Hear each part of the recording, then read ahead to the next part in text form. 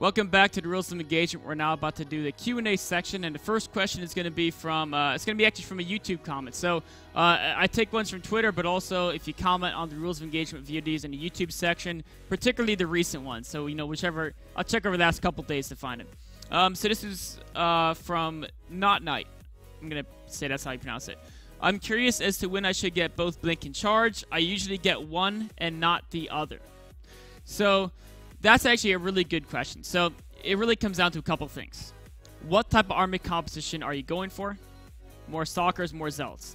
The obvious one.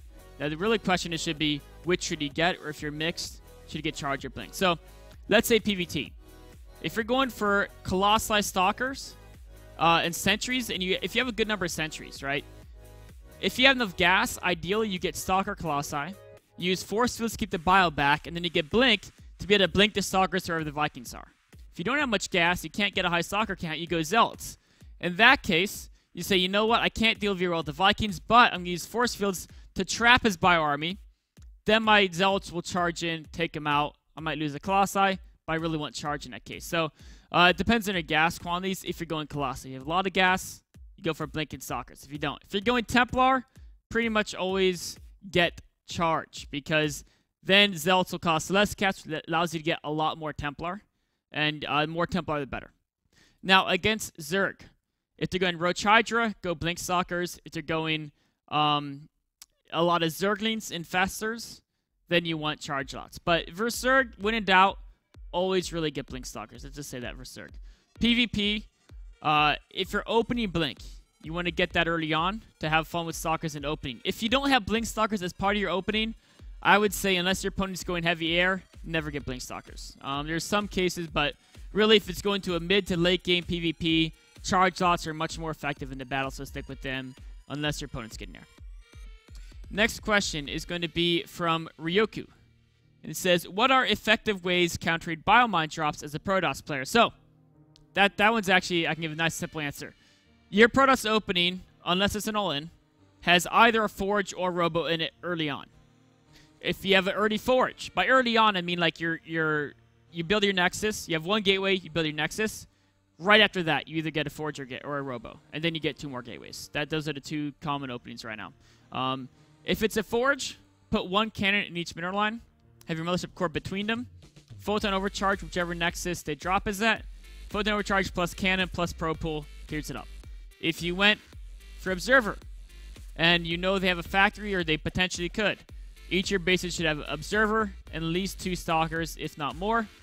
Whichever base they drop up, pull the probes, observe plus Stalkers, take out the mines, make sure the Stalkers stay away from the mines. Because a Stalker is much more expensive than a Widow Mine. You don't want to let the Stalker get hit, even though you'll be able to kill the mine after that.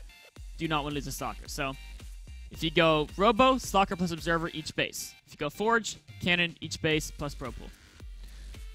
Last question for today is going to be from Robert Adler. And it says, what's the best way to protect my Swarm hosts? Every time I get them, my opponent just charges into them with Colossi. So actually, you know what? We're just going to write all over his question. Boom. Let's see, actually use red. So let's say you have your Swarm host right here. And your Locust. I'm not going to assume you know where the army is. And your Locusts are going towards the army, right? You're not just caught totally off guard. Right? Your Locusts are going that way. The Protoss army is down here.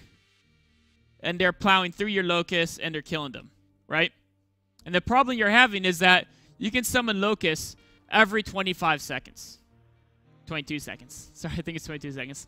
Every so often, right? If they can kill them and close the distance faster than that, let's say they kill a Locust in 14 seconds, right? You've got 8 seconds left where they're killing your Swarm hosts.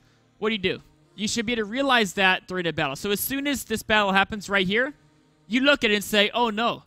Oh, my guy is going to die way before the cooldown's ready to summon another wave. So before you lose the Locust, you don't wait till they lose and your Swarm is being shot. Before that, you should know right when the battle starts, my Locusts aren't going to last that long. You pick your guys up, you run them back, right? You run them here, you run them straight back. Wherever it is, they get out of there, right? You don't, no more Swarm hosts in the picture until another Locust wave is ready. It's that simple. You got it. The really, really, really important thing about Swarm hosts, they're not static siege units. This is the biggest mistake ever makes. They think of them as like siege tanks, where you siege up and you just send waves at them. But the cool thing about Swarmos and both siege tanks, Swarmos only have to be static for 2 seconds out of every 22-25 seconds. 90% of the time, those Swarmos can be moving around, and they lose 0% of their damage.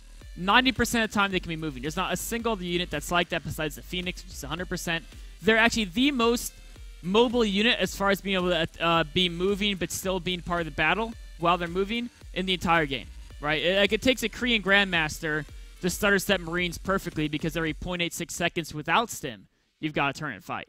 And then with stim, it's like even faster, right, to get the maximum damage output. Swarmos, you only have to burrow and summon Locust every cooldown. So keep those guys moving. If you're having a hard time keeping alive, just never keep them burrowed from running a few seconds. Run up, burrow, shoot a Locust wave, run back, macro, run up, burrow, rinse and repeat. The most important thing to doing that well, though, is always knowing where your opponent's army is. Change lanes and speed lanes are essential for that scouting duties. So I hope that helped us a little bit. Anyways, that wraps up this episode of Rules of Engagement. We'll be back again tomorrow, though, right after tomorrow's show. Tomorrow's show at 5 p.m. Eastern is going to be casting, I believe, the finals of the Game Battles Tournament. And then we're going to be doing some community games as well. So following that, there'll be another episode of Rules of Engagement.